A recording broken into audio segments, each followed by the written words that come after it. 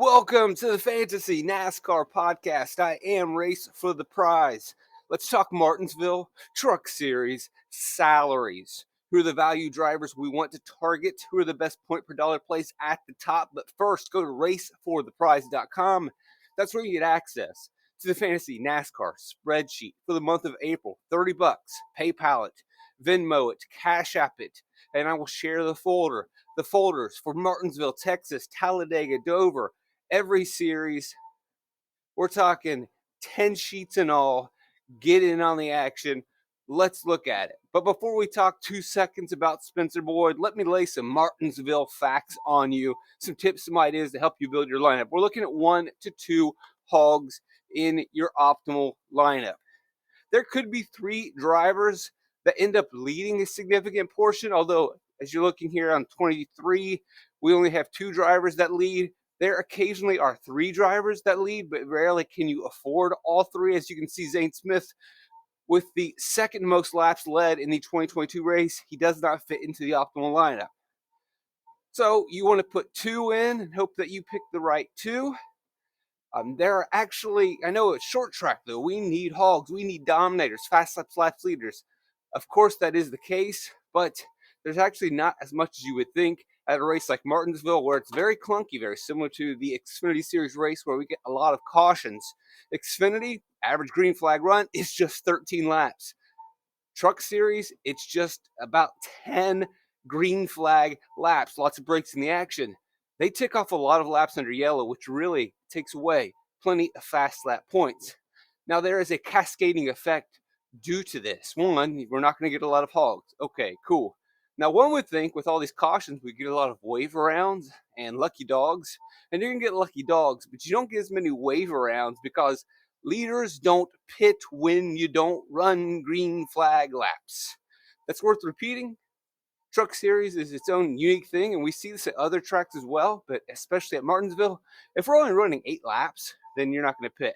And so sometimes these leaders are not the best drivers. And if we go to, I think, 2021, Zane Smith ends up winning this race. Zane Smith had nothing for Todd Gilliland. Zane Smith knew he had nothing for Todd Gilliland, and this is a very similar pattern that we have seen in the past. I think if we go way back to 2019, I don't even think I had. I think I do have the 2019 spring race here. Ross Chastain had nothing for Kyle Busch back in the 2019 spring race. How do you get the lead? Well, we just don't run very many laps on tires. And so you can stay out and you can play the track position game and you can hold on. So the secondary hog, or even a tertiary hog, may not be the best driver or the fastest driver. And as you can see with Zane Smith, he actually starts kind of deeper in the field than we would expect, but he stays out. So that is something to be cognizant of when you are trying to identify the drivers that are going to lead the most laps. Of course, you're probably going to want to gravitate towards the guy starting on the front row. As you can see up here on your screen, our average hog dominator fast lap leader, 46, 22, 13. And where are they coming from? On average, 14 and 34, the front row. So the first hog, or one of the top 2 hogs, more than likely for this Martinsville race is going to start up front. Second guy can kind of come from anywhere down here, because as I mentioned, you can just stay out. That happened in 2021. That happened in 2019 with Sam Mayer before the end of the stage. It's like, how does this guy know all these different moments of Martinsville?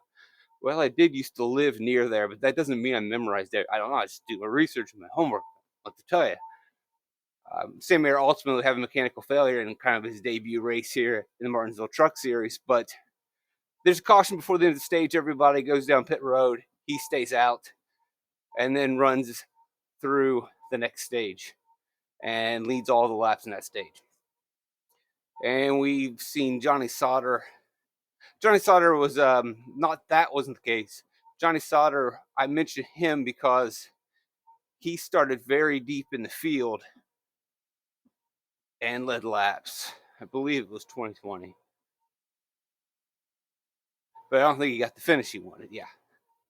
So he's kind of an outlier in that he started deeper in the field and led laps, but not when you look at Johnny Sauter and you look at Joe Shear. All right, So there is that.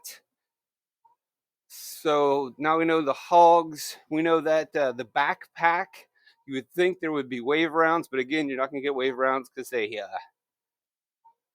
just, the leaders don't come to pit road. And that's why you're seeing so many, like you're seeing guys not finishing on the lead lap in these races, despite that we're barely running any green laps. Now, last year there's a bit of an, even like when we only ran 124 because of rain, you're still getting guys not on the lead lap. Plenty of drivers in this backpack. It's huge. They just get trapped laps down, and then they're just out there, and they can't score any points. I'll repeat that. The backpack. You know, we've got a mid-pack, top of the mid-pack, and the bottom of the mid-pack in the Xfinity Series. What we have in the Truck Series is the backpack, the bottom 10.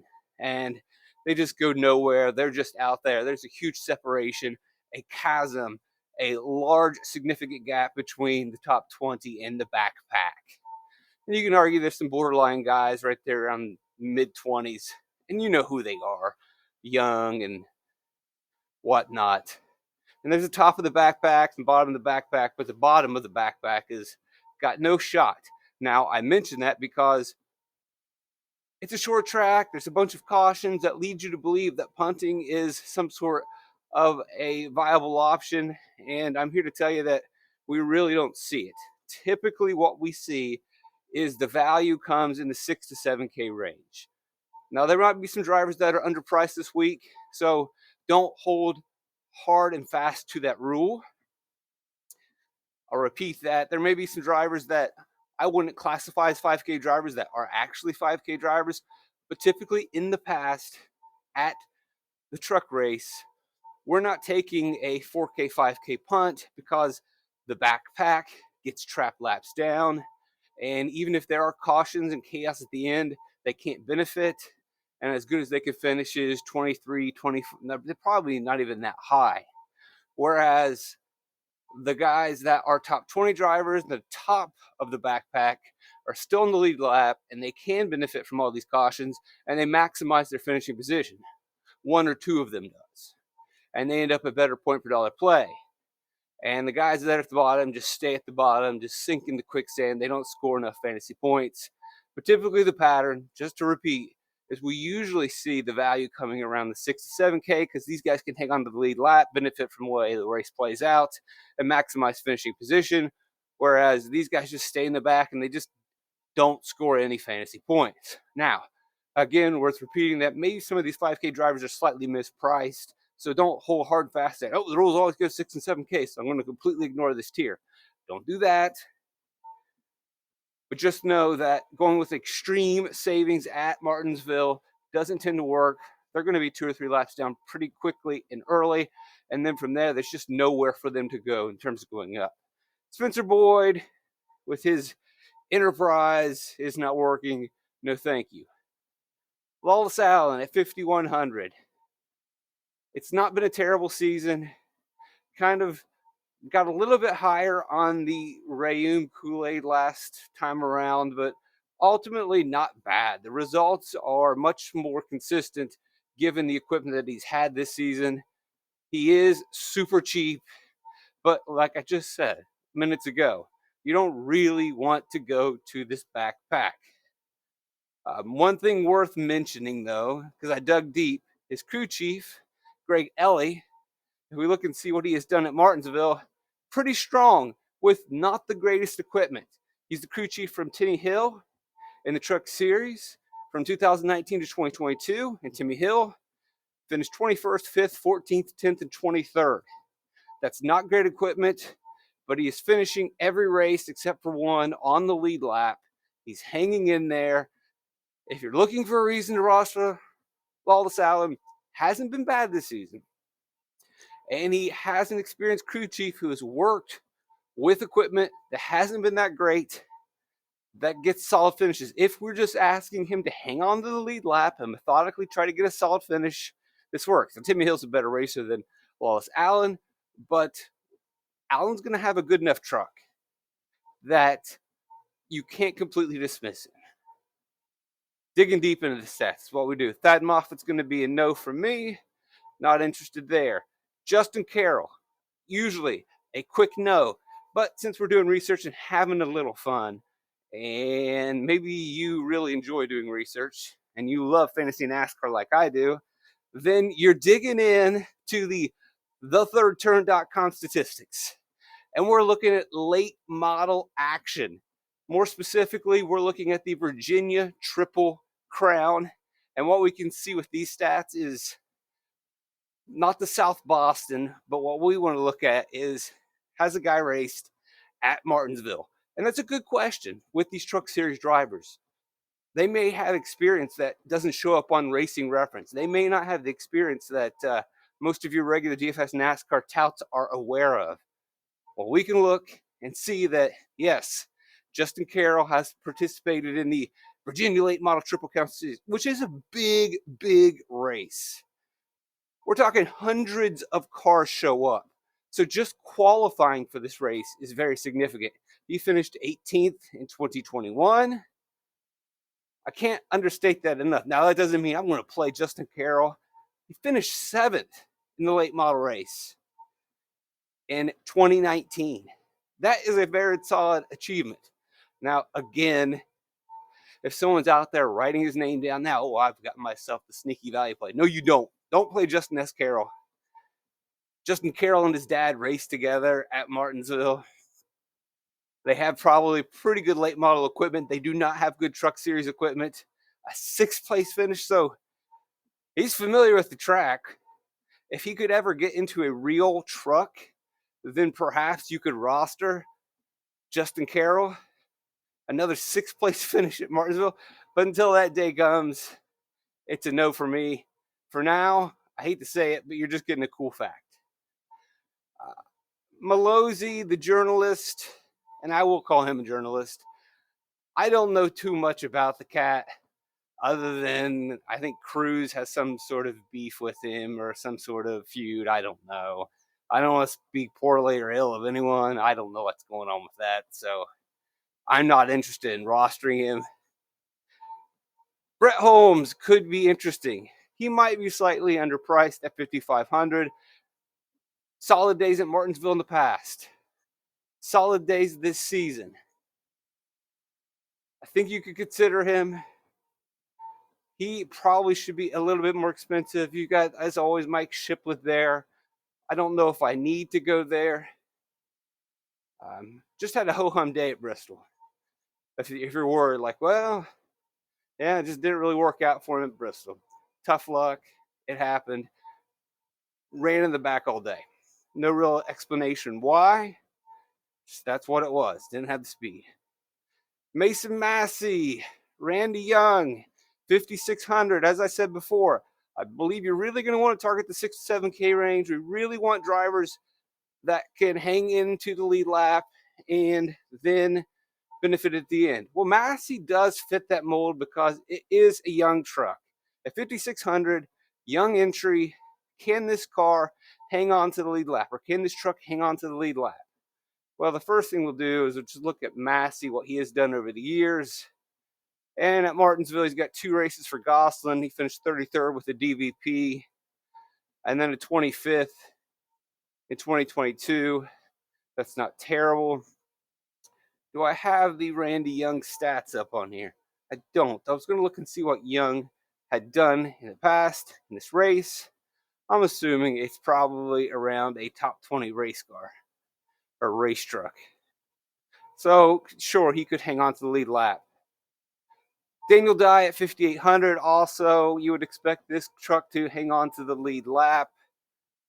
Again, I know I said 6 to 7 is where we typically go, but this is an underpriced truck, a McAnally truck, which is a top tier team at 5,800. Dye has been absolutely fine. Atlanta, Daytona, probably don't care about those. Remember Las Vegas, he had the issue late in the race. 15th rated driver at Bristol. These are really the only 2 races that matter, Las Vegas and Bristol. And as I mentioned, Las Vegas, he was running a 15th in stage 3 before he had an issue. 15th at Bristol. So you're telling me you've got possibly a 15th place driver at 5,800? Yeah, he's definitely going to be in the conversation. Timmy Hill's done in the past, so we can't completely disregard Timmy Hill. I know some of those have been due to, cautions and wrecks, but we're going to have cautions and wrecks. And if he has demonstrated that he can get it done in the past with the 19th to 23rd, 10, 14, 5, I'm not expecting another chaotic 5th place finish. But Timmy Hill knows what he's doing at Martinsville, knows how to get around this track and be patient, stay on the lead lap. That's fine by me. Probably rather go with Daniel Dye. Although, if we're talking about track experience, that's definitely in the favor of Timmy Hill. So that's something we want to explore. I don't know if there's a huge degree of difference. Ultimately, I think all of these drivers so far, Hill, Dye, MOSI, and even Holmes, can't hang on to the lead lap benefit at the end of this race. Probably the deciding factor will be place differential, possibly ownership. Jack Wood, another McAnally truck, he gets the part-time ride this week, which we have seen Zane Smith, when he got 2 reps in a row, really increases potential, which I talked about in previous podcasts where, I didn't think Zane Smith was really going to perform doing part-time stuff, but when he got a back-to-back ride from Las Vegas to Bristol, he significantly increased. This will be Woods' back-to-back run with this team, probably going to start to feel him out more, build some rapport. He still is Jack Wood, but $6,000 for a McAnally truck, if he is starting significantly further back than Dodd, maybe it's something you want to consider. We go to Matt Mills at 6,200. Matt Mills, the Nice cars in general, all right here, 65, 63, 62. They have been pretty good this season. Mills has been the worst of them, finishing with, 26, 28, 31, 25, 24. Just can't finish races. Constantly is getting into an issue. Something is always going wrong. Las Vegas was a spin or a mechanical issue. Bristol, he spins out early in the race. There's something going wrong. But overall, the niche trucks have been competitive. They've been at the top of the backpack, if not the bottom of the top 20. But that's where they're running. Very solid trucks. Mills just hasn't got it done. He's the one guy that's let us down. Mechanical issues, spins. This could be the week that he puts it together. The guys that have been putting it together are Bailey Curry, a strong showing at Bristol. He also had an issue spun out at the very beginning of Las Vegas, so wasn't able to demonstrate the speed that the niche trucks have. But then when he went back to Bristol, had a very solid day, top 15 pretty much the whole day, and then ends up finishing much better than that. Kaden Honeycut also had a really good race, finishes 12th, actually ran better than he finished in that race. One thing worth noting for Honeycut, his crew chief is Phil Gould, and that is the crew chief that worked with Ross Chastain for years. I'm not saying that Kaden Honeycut is the next Ross Chastain or the next Carson Hocevar, but he definitely seems to be a hand-picked driver, and we can dig a little bit deeper into the Kaden Honeycut and say, has this young driver raced at Martinsville in the past? And so again, we'll pull up the old Virginia Triple Crown, dig deep into the stats, and we'll find, yes, Kaden Honeycut has participated in late model races, finishing 11th. Again, worth repeating, just qualifying for the race is very significant. 2022, he finishes 5th, and we'll just pull this up to show you how many drivers in this area are trying to get a hold of this thing. So we got 40 guys that qualify. Look at the list of drivers that DNQ'd. Wow. And, you go through here, he finished 5th in this race. Peyton Sellers, always a solid driver. Carson Quapple finishes 2nd in this race. We got Timothy Peters. We got Cory Heim. This is a very solid late model race. Big dogs are in this thing. Anybody who's anybody, from the Bubba Pollards to the Josh Berries, are competing in this race. So for Kaden Honeycut to get 5th, that is excellent. I'll look a little bit further back, dig deeper. So we know it's a niche truck. We know it's Kaden Honeycut, who has been pretty solid this season in all of his races. Here we got another 10th place finish. And for those who want to know what is the Triple Crown, it's Sobo. South Boston, used to live right down the road from there. Got a nice disc golf course across the street. Langley, and then Martinsville. Bailey Curry's running well. Well, we got a Bailey Curry. So we got to look at his Xfinity Series stats to see how much he ran at Martinsville. And at Martinsville, not very good. 36th in 2020, a crash. 26th for a Mike Harmon car, though. Let's put a note to that. That's really not bad to finish 26th in the Mike Harmon car, just one lap down. Then the 35 for JD, disappointing. Comes back the next year with JD and finishes 17th. Then he wrecks again. So 2 wrecks. Kind of got to throw those out. The one full complete race, he did qualify with or finish with a top 20. Don't mind it. I like Honeycut more. Curry's there. If we're looking for a 6 to 7K driver that's going to hang on the lead lap, benefit at the end, these two I feel very confident in. I'm less confident in Wood, Hill, Dye, Massey, and Holmes, but I will take them if the salary requirements are needed. I will take them if the place differential points are very appealing. Dean Thompson's pretty much always a no for me. Great equipment, just never gets it done. Sometimes it comes back to haunt you. Just the way that it goes. Was optimal at Coda. How about that? Let's just move on. William Sawalich. Solid ARCA racer. Jumping in a Tricon vehicle. Top 10 at Martinsville last season running for this team. And I think he overcame a lot of stuff. Or am I thinking of Bristol recently where he had issue after issue? I might as well look that up real quickly. Sawalich didn't have an issue at Martinsville last season. Average running position of 11.2. Started in the 20s, drove himself into the top 10s, and pretty much hung there all day. The race I was thinking of was his Bristol race from recently, and he has a speeding penalty, I believe, halfway through the race if we pull it up.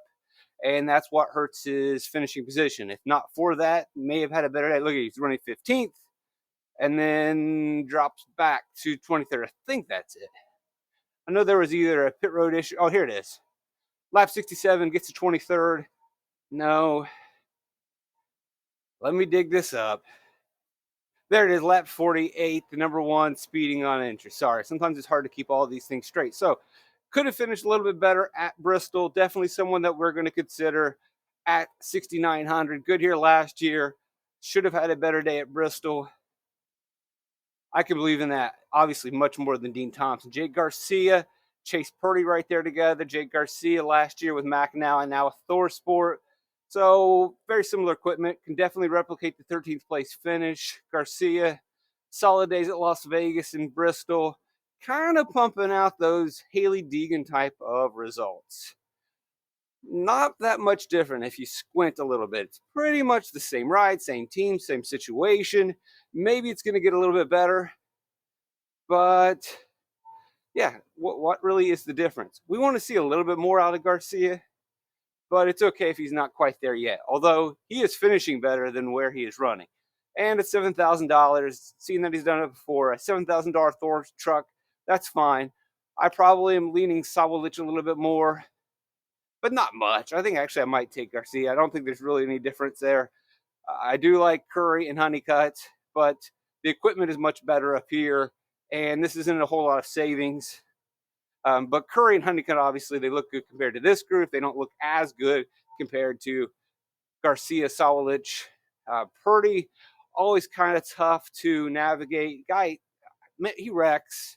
The guy has mechanical issues, but there's always a little something there. And possibly we hold him to a higher standard because he's always had bigger equipment, kind of came on the scene quick. But in reality, Garcia and Sawalich have always had really good equipment too. And I don't know why, for whatever reason, the lens that we look at them is a little bit more accepting and tolerant than it is for Chase Purdy. Maybe you stand the same way. I'm often too hard on Purdy. And I believe it's simply just because he really burst on the scene in really good equipment. But then he was in perceived good equipment and didn't produce. So I think it's just time to hit the erase button on Purdy and start it new and simply look, all right, he finished 10th at Martinsville last year. He's running at the, in the top 20. It is somebody that we can consider. We know the Spire trucks have been very solid and very strong. I like Garcia and Sawalich better. I like the guys that are running every week better, that are working with their teams. So That's where I'm leaning there. Tanner Gray at 7,300, cheaper than Taylor. But Tanner's been good at Martinsville. Definitely worth some consideration. Again, as I mentioned previously, that 6 to 7K range. They are solidly in play, staying on the lead lap, can definitely take advantage of the situations and circumstances of the race. As long as Tanner Gray doesn't wreck, he's going to be around that 15th place spot, and he's going to be able to strike. And so let's look at his 5th and 3rd and see if it was a matter of him hanging around and then grabbing a solid finish at the end of that race. Come up here and find Tanner. Tanner finished 5th, but his average running position was 4th. A very solid day from Tricon, which I would argue is probably the best team at the moment. We'll look at the 2022. That's the one where he didn't run well. Let's look at 2021. Tanner finishes 3rd, average running position of 13 there to strike at the end. Now, that was several years ago, but last year, really strong at this racetrack. We usually like to go to Taylor, and we are going to want to go to Taylor, but this seems to be a week where maybe we can get on Tanner. Ty Dillon's a no idea why he's 7,600. I'd say, oh, wow, that's because of his name. Well, his name doesn't mean much anymore. The name Dillon seems to have sunk into an all-time low. Taylor Gray should not be $7,800. Taylor Gray is a dark horse candidate for the championship. Taylor Gray, Tricon truck, Jeff Hensley as a crew chief, 2 top 10s in 3 races at Martinsville for the young driver, a driver rating of 11.4579 this season. It doesn't matter if it's a road course or a plate race, intermediate track or short track he is producing. Why is he 7,800? Egregiously priced. This is a top 5 truck. End of story. Moving on. Jamin Min, Lane Riggs, front row. Front row has been really good at this track. Now, it's been a little bit of smoke and mirrors at times, but Zane Smith has produced at this track. They are winning races. I think I've got it highlighted. I could have swore I put these comments in here. There it is. Well, that's Virginia Late Models. I think this is what Young has done. All right, so many things to look at for Lane Riggs. Where to start? The first thing that I wanted to start with was Front Row Motorsports and their dominance at this track, even going back to 2021 with, although he didn't get to finish, Todd Gilliland. Big time day. 2022. William Byron, I believe, was in a front row truck. Am I mistaken? No, it can't be. No, William Byron was not in a front row truck for Ford. This is a Spire truck. I'll explain why I thought there was a connection there. We'll get to that in a second. It's Bono Mannion was the cross driver thing. These drivers are always changing teams and changing crew chiefs, and then sometimes you find a pattern, but then you forget what the pattern was. But anyway, so like I mentioned, we had the Todd Gilliland race, 2021, Zane Smith. Let me look. Let me double check too. All right, now I've got it sorted out. So 2021, Front Row Motorsports, big day for Todd Gilliland. Zane Smith wins, but remember, this was Zane Smith still with GMS. 2022, now Zane Smith is with Front Row Motorsports. Big day, 12 fast lap points, 14 laps led points. 2023, Zane Smith still with Front Row, and he ends up with 4 fast lap points, but an average running position of 3rd.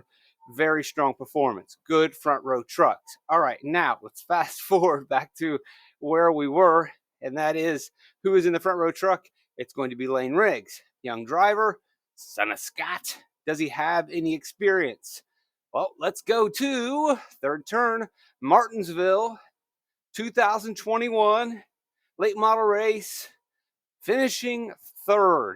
Behind Pimbleton, Looney. There's Lane Riggs ahead of Sammy Smith, Bobby McCarty. Who else we got in this? There's Kaden Honeycut, Bubba Pollard. Some solid races. Justin Carroll. Peyton Sellers down there, who is a phenomenal Martinsville late model racer. Pretty exciting stuff. All right, let's flip out of that. So Riggs, although you're not going to see very much experience in terms of the Truck Series, or it does have Xfinity Series performance, though. And so let's pull it up. I think I got it on here. That's not the sheet I want. And you can pull it up in the sheet. You click on the link to Racing Reference. That's all available at raceforprize.com. $30 for the month of April. We're going deep in the weeds in this Truck Series podcast. If you're hanging in there with me, I hope you appreciate the amount of research that I'm putting into this thing. Deep analysis, not your typical quick thing. But sometimes we want to do it. It's Martinsville. I love Martinsville. As you may know, I used to live right down the road from Martinsville, so it's got a special place in my heart. And if we go to last year's Xfinity race in the fall, guess who was in that race? Lane Riggs, for Colic, finishing 11th in his debut. How about the young kid? Jumping in an Xfinity ride at Martinsville. It's a decent ride, but dicing it up. So jumping in the truck, a front row truck that has been very strong at Martinsville over the last couple of seasons. I think you'd expect a quality result from Lane Riggs at 7,800. Definitely on the board. I like Taylor Gray more. You might be paying a little more for Riggs, which is fine. Allows you to lower ownership in GPPs. We'll see. Friesen. So remember, I was down on Friesen at Bristol, and he got a poor result because he wrecked at the end with Nick Sanchez. But overall, he was having a decent day. He was taking a step forward. Las Vegas, 13th highest driver rating. 17th at Bristol. That would have been better had not been for the issue at the end. But it's still, he's priced about right. He's a borderline top 10 driver. Matt Crafton really looked good at Bristol. They are really headed in the right direction. Maybe something's happening here, but 6, 16, 8, 5, 12, the ones that we really care about, 8 and 5. He started 20th in Bristol and quickly established himself in the top 5 and stayed there all day. That's a phenomenal performance. Crafton is back alive at 8,500. Definitely going to be in play. Left for dead last season. Wasn't really considering him much going into this season. I now am. I'm awakened to the idea, and maybe it just took a while for him to really get in the groove with, I guess it's Jared Prince. You know, after all those times with Junior Joyner, I mean, decades and decades together, and then they changed crew chiefs. It's definitely going to take time to adapt, and it seems like they're finally getting there. No one has more experience. Definitely on the board. Raja Caruth. We are a little concerned about not having very much Martinsville experience. But that's going to be a sentiment that will be echoed every single week. We're going to go to tracks where the young driver simply doesn't have a lot of experience. And we look at what he's done this season. A driver rating of 10th, 7th, highest rated driver at Las Vegas, the real deal. 13th at Bristol, 13th at Dakota. Now, let's go to this Bristol race because some people say, nah, I don't know, just okay. He's been better than you expect. Obviously, the Las Vegas race was phenomenal. Even though some people want to dismiss it as strategy, even if you want to say he doesn't win and benefit at the end, he still had a top 2, top 3 car. Knocked it out of the park in qualifying and then executed all race long. What else are you supposed to do as a race car driver? What else is this team supposed to do in terms of setup? I mean, what box was left unchecked? So then we go to Bristol, and if you are a hater or don't want to believe in Rajah Caruth and Spire, then you point to this, well, driver rating 13th at Daytona. Well, he was consistently caught up in issues at Bristol. He consistently found himself in issues at Bristol that we can see. Let me pull him up. So where we got it? Pitting out of the box on lap 136. Ding. That's going to suppress your average running position. Come down here. I think we've got another situation with him. I don't think that was his only one. I believe he got into contact at some point. But I know he had 2. 71 gets loose from 5th, falls from 9th. So, yeah, I guess that is his fault. But there are several situations that happened during this race that hurt his results. Here it is. Here's the other one, lap 71, improper driver assist for the 71, whatever that means. And we can just look at his laps real quick. Again, I'm doing this to help you if you are doubting the performance of Rajah Caruth, who in the end still grabbed a top 10. So having good laps, running inside the top 10 at Bristol, not easy to do. Boom, there's penalty 1. Has to dig out of the hole.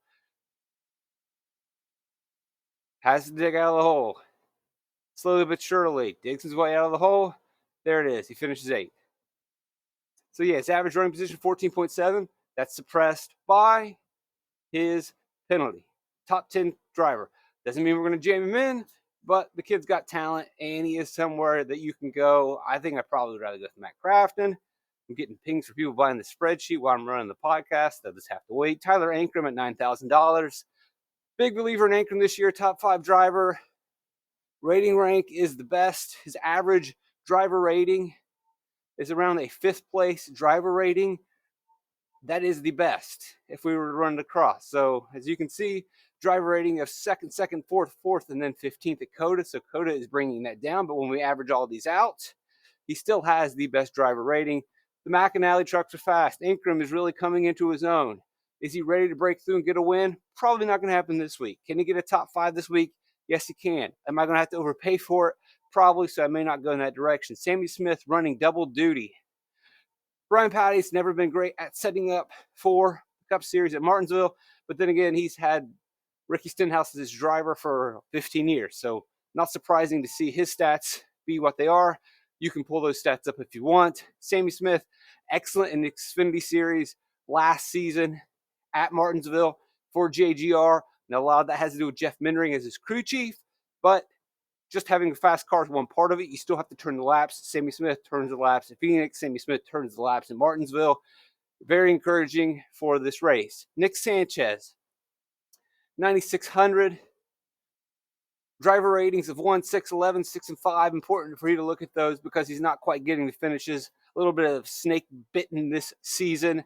The truck is still fast for Rev Sports. Things are going to come together. Finishes will come together, although they did get the finish at Daytona. Since then, it's not really working out for them.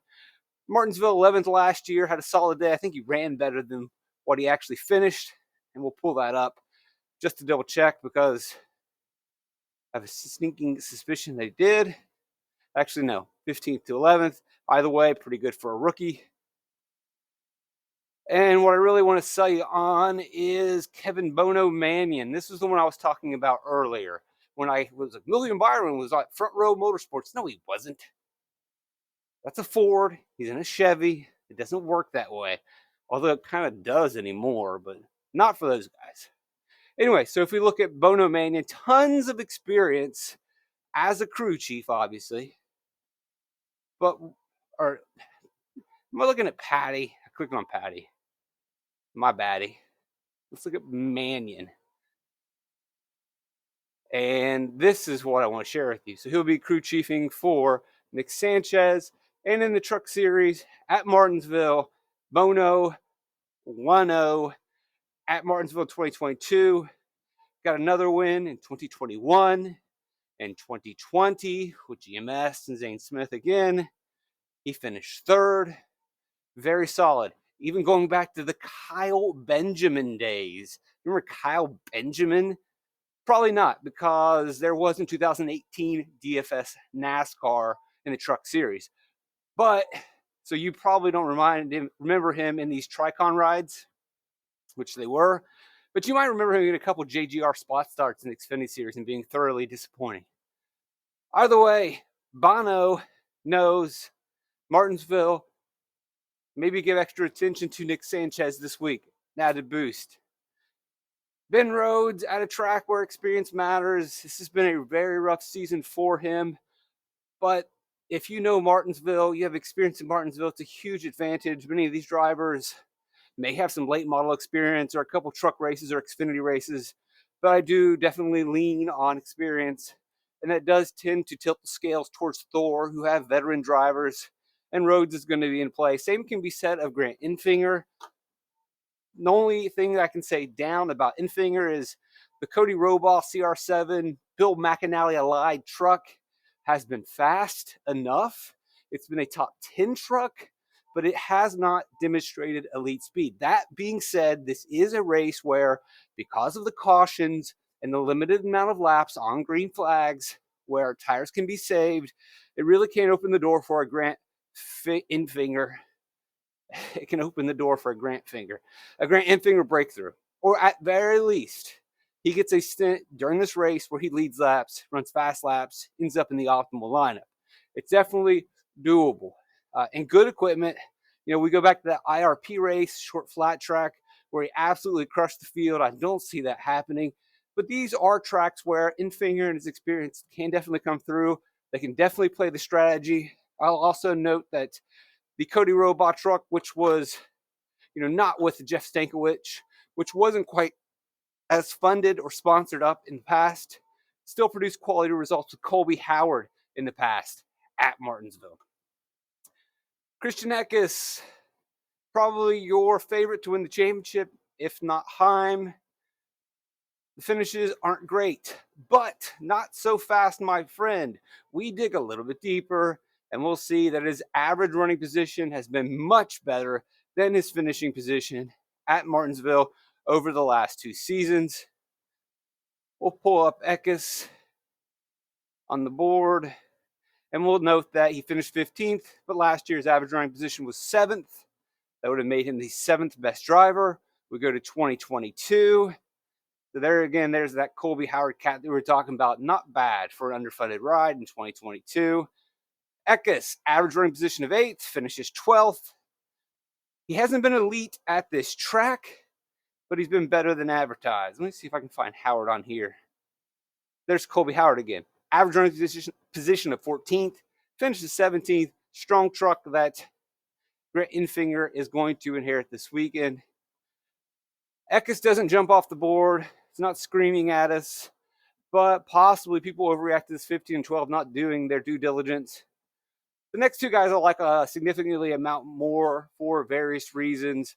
So we'll start with Ty Majeski at 10,700. I like him to lead laps. Again, Thor has quite the notebook at this racetrack.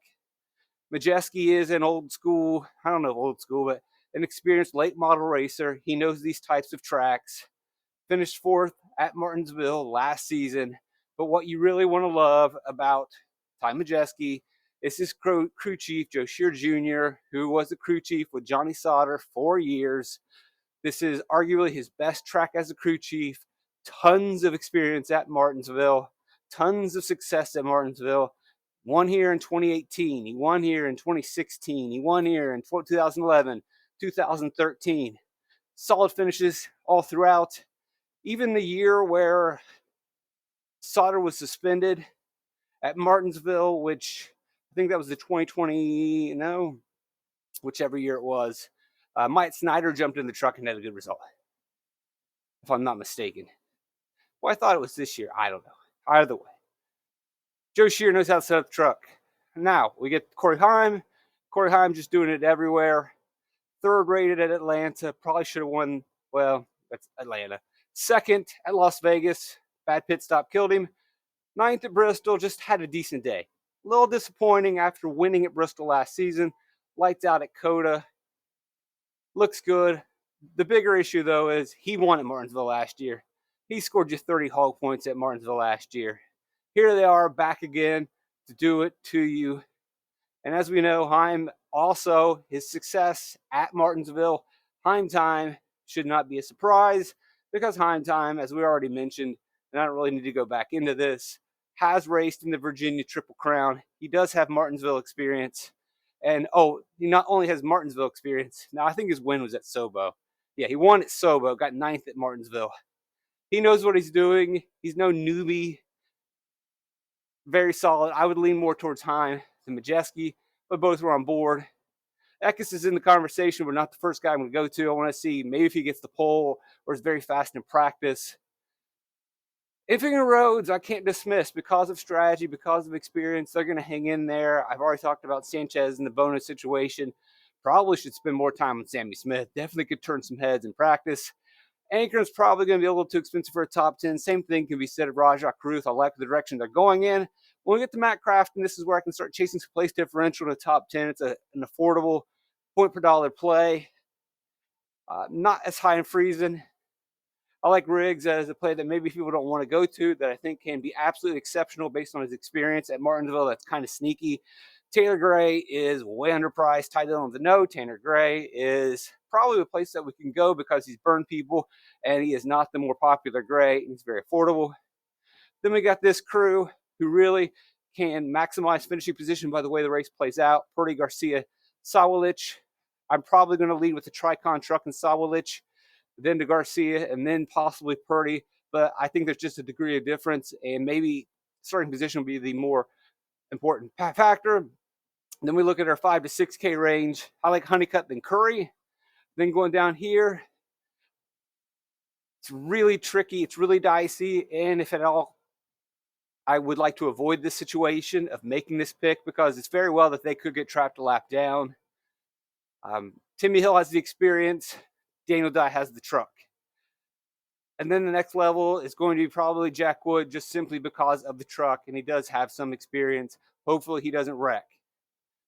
Holmes and MOSI at the bottom of that list. We gave you some cool facts about these guys. I don't think I need to go here. We'll see how the build goes. Maybe there's some sort of argument for Lawless Allen. Again, just because I gave you some Carroll stats, don't play Justin Carroll, okay? It was cool looking up what he and his dad have done at Martinsville, but don't play him. All right. I'm so blessed to have you guys around. I love you guys. Trip to light, fantastic.